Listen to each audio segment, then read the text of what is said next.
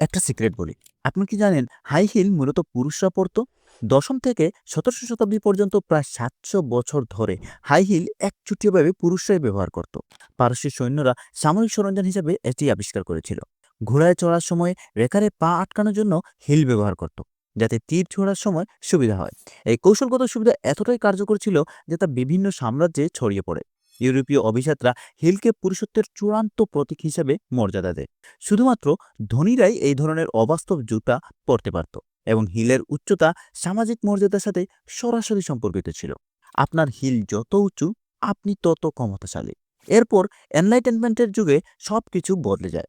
পুরুষরা যখন বাস্তবসম্মত ও ব্যবহারিক পোশাক পরা শুরু করে, তখন নারীরা হিল ব্যবহার করা শুরু করেন। সমাজ সম্পূর্ণরূপে এর সাংস্কৃতিক অর্থ পরিবর্তন করে দেয়। যা ৭০০ বছর ধরে পুরুষদের সামরিক শক্তির প্রতীক ছিল, তা হঠাৎ করেই মেয়ালি বিষয়ে পরিণত হয়।